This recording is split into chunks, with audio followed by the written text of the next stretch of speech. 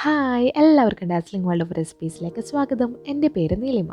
അപ്പോൾ നമ്മളിന്ന് ഉണ്ടാക്കാൻ പോകുന്നത് അവൽ കൊണ്ട് ഒരു അടിപൊളി പലഹാരം കേട്ടോ. ഇത് നല്ല ടേസ്റ്റാണ് കഴിക്കാനായിട്ട്, അതേപോലെ തന്നെ നല്ല ഹെൽത്തിയുമാണ്. കുട്ടികൾക്കൊക്കെ കൊടുക്കാൻ പറ്റിയ നല്ല ഒരു അടിപൊളി പലഹാരം. അപ്പോൾ നമുക്കിത് എങ്ങനെ ഉണ്ടാക്കണേ നോക്കാം.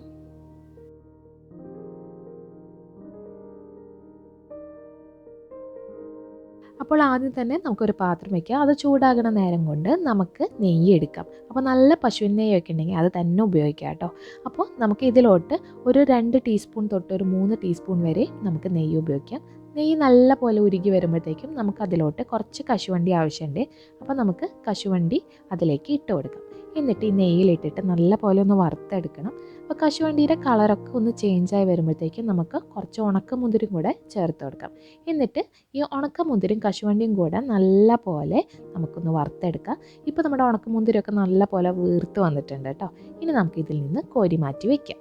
ഇനി അതേ നെയ്യിലോട്ട് തന്നെ നമുക്കൊരു 2 കപ്പോളം അത്യാവശ്യം നല്ല കട്ടിയുള്ള അവലുണ്ടല്ലോ, വെള്ള കളർ അവലായാലും നമ്മുടെ ബ്രൗൺ കളർ അവലായാലും കുഴപ്പമൊന്നുമില്ല.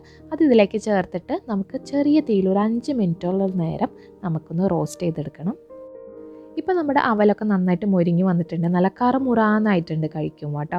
ഈ ഒരു പരുവാകുമ്പോഴത്തേക്കും നമുക്കൊരു 1/2 കപ്പോളം ചിരകിയ തേങ്ങയും കൂടെ ചേർത്ത് കൊടുക്കാം.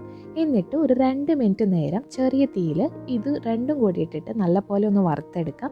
അപ്പോൾ നമുക്ക് ആവശ്യമുണ്ടെങ്കിൽ ഇതിലേക്ക് കുറച്ചും കൂടെ നെയ്യ് ഒഴിച്ച് കൊടുക്കാം കേട്ടോ. ഞാൻ ഇവിടെ 1 ടീസ്പൂണോളം നെയ്യും കൂടെ ചേർത്ത് കൊടുക്കുന്നുണ്ട്. എന്നിട്ട് നമുക്കിത് എല്ലാം കൂടി ഇട്ടിട്ട് ഒരു 2 മിനിറ്റ് നേരം നല്ലപോലെ ഒന്ന് വറുത്തെടുക്കാം. രണ്ടും കൂടെ നല്ല പോലെ ഒന്ന് റോസ്റ്റായി കിട്ടുന്ന ആ സമയം കൊണ്ട് നമുക്ക് 1 കപ്പോളം പാൽ എടുത്ത് വെക്കാം കേട്ടോ. ഇനി നമുക്ക് ഈ പാൽ ഇതിലേക്ക് കുറേശ്ശെയായിട്ട് ഒഴിച്ചു കൊടുക്കാം. ഒറ്റയടിക്ക് ഒഴിച്ചു കൊടുക്കണ്ട, കുറച്ച് ഒഴിച്ചു കൊടുത്തതിന് ശേഷം നന്നായിട്ടൊന്ന് ഇളക്കി യോജിപ്പിക്കുക. ആ അവലൊക്കെ ആ പാലൊക്കെ ശരിക്കും നമ്മൾ വലിച്ചെടുക്കും.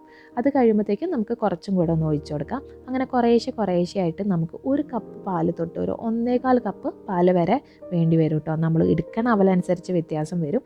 എന്നിട്ട് എല്ലാം കൂടെ നല്ല പോലെ ഒന്ന് ഇളക്കി യോജിപ്പിക്കുക. അത്യാവശ്യം നമ്മുടെ പാലൊക്കെ നമ്മുടെ അവലൊക്കെ വലിച്ചെടുക്കുന്ന ഒരു പരിവായിട്ടുണ്ടാവും അവസാനമാകുമ്പോഴത്തേക്കും. അതായത് നമ്മുടെ അവലൊക്കെ നല്ല സോഫ്റ്റായി കിട്ടിയിട്ടുണ്ടാവും. ഇപ്പോൾ നമ്മൾ 1 കപ്പോളം പാല് മുഴുവനായിട്ട് ഒഴിച്ചിട്ടുണ്ട്. ഇനി നമുക്ക് ഒരു 2 മിനിറ്റോളം ലോ ഫ്ലെയിമിൽ നമുക്ക് ഇതൊന്ന് മൂടി വയ്ക്കാം കേട്ടോ. അപ്പോൾ ആ നേരം കൊണ്ട് നമുക്ക് നമ്മുടെ ശർക്കര ഒന്ന് ചീകി എടുക്കണം. അപ്പോൾ നമ്മളിവിടെ ശർക്കര ഞാൻ ഇവിടെ കത്തി ഉപയോഗിച്ച് ഇതേപോലെയാണ് കേട്ടോ ചീകി എടുക്കുന്നത്. അപ്പോൾ ഏത് രീതിയിൽ വേണമെങ്കിലും ചീകി എടുക്കാം. ഞാൻ ഇങ്ങനെയാണ് ചീകി എടുക്കാറുള്ളത് കേട്ടോ. അപ്പോൾ അത് ജസ്റ്റ് കാണിക്കണേന്നേ ഉള്ളൂ. എന്നിട്ട് കത്തിക്കൊണ്ട് ഇങ്ങനെ നന്നായിട്ടാക്കിയിട്ടുണ്ടെങ്കിൽ ഭയങ്കര കുഞ്ഞ് പീസസ് ആയിട്ട് തന്നെ നമുക്ക് കിട്ടും. അങ്ങനെ എടുത്തിട്ടുള്ള 1 കപ്പ് ശർക്കരയാണ് നമ്മളിനി ഇതിലോട്ട് ചേർത്ത് കൊടുക്കാനുള്ളത് കേട്ടോ. ഇപ്പോൾ നമ്മുടെ അവലൊക്കെ നല്ല സോഫ്റ്റായി കിട്ടിയിട്ടുണ്ട് കണ്ടോ. നമുക്ക് കൈ കൊണ്ട് തന്നെ ഇങ്ങനെ അമർത്തുമ്പോൾ അറിയാൻ പറ്റും, നല്ല സോഫ്റ്റായി കിട്ടിയിട്ടുണ്ട് നമ്മുടെ അവൽ. ഇനി ഇതിലോട്ട് 1 കപ്പോളം നമ്മൾ ചീകി എടുത്തിട്ടുള്ള നമ്മുടെ ശർക്കര ഉണ്ടല്ലോ, അത് നമുക്ക് ചേർത്ത് കൊടുക്കാം. അപ്പോൾ ശർക്കര തന്നെ ഉപയോഗിക്കാം കേട്ടോ, പഞ്ചസാര വേണ്ട, ശർക്കര തന്നെ ഉപയോഗിച്ചാൽ മതി. എന്നിട്ട് ഈ ശർക്കരയൊക്കെ നല്ല പോലെ അലിയുന്ന വരെ നമുക്ക് ചെറിയ തീയിലിട്ടിട്ട് ഇത് നല്ല പോലെ ഒന്ന് ഇളക്കി കൊടുക്കാം. ഇപ്പോൾ നമ്മുടെ ശർക്കരയൊക്കെ ഉരുകി അവലിലൊക്കെ നല്ല പോലെ പിടിച്ചിട്ടുണ്ട്. ഈ ഒരു സമയം ആകുമ്പോഴത്തേക്കും നമുക്ക് ഇതിലോട്ട് കുറച്ച് ഏലക്കപ്പൊടി ചേർത്ത് കൊടുക്കാം കേട്ടോ.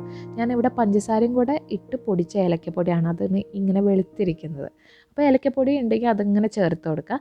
അതിനുശേഷം നമ്മൾ നേരത്തെ വറുത്ത് വെച്ചിട്ടുള്ള ഉണക്കമുന്തിരിയും കശുവണ്ടിയും കൂടെ ചേർത്തിട്ട് അങ്ങനെ നമ്മുടെ അവൽ കൊണ്ടുള്ള നല്ല ഹെൽത്തി ആയിട്ടുള്ള നമ്മുടെ ഒരു പലഹാരം ഇവിടെ റെഡി ആയിട്ടുണ്ട്. ഇത് നമ്മൾ അവൽ വിളയിച്ചതിൽ നിന്നൊക്കെ വ്യത്യാസമായിട്ടാണ് ടേസ്റ്റ് ഉണ്ടാവുക. നമ്മൾ പാലൊക്കെ ചേർത്തിട്ടുള്ളതുകൊണ്ട് പിന്നെ ഇത് നല്ല സോഫ്റ്റ് ആയിരിക്കും കഴിക്കാനായിട്ടും. അപ്പോൾ നല്ല ടേസ്റ്റിയും ഹെൽത്തി ആയിട്ടുള്ള ഒരു അടിപൊളി പലഹാരം കേട്ടോ ഇത്. അപ്പോൾ എല്ലാവരും ഒന്ന് ട്രൈ ചെയ്ത് നോക്കാം. അപ്പോൾ നിങ്ങൾക്ക് ഈ റെസിപ്പി ഇഷ്ടപ്പെട്ടിട്ടുണ്ടെങ്കിൽ ഈ വീഡിയോ ലൈക്ക് ചെയ്യാനും ഷെയർ ചെയ്യാനും അതേപോലെ തന്നെ കമൻറ്റ് ചെയ്യാനും മറക്കരുത്. ഈ ചാനൽ ഇതുവരെ സബ്സ്ക്രൈബ് ചെയ്യാത്തവരുണ്ടെങ്കിൽ ഒന്ന് സബ്സ്ക്രൈബ് ചെയ്ത് സപ്പോർട്ട് ചെയ്യണം കേട്ടോ. അപ്പോൾ എല്ലാവരും നല്ല ഹെൽത്തി ഫുഡൊക്കെ കുക്ക് ചെയ്ത് നല്ല ഹാപ്പി ആയിട്ടിരിക്കും. Okay, by.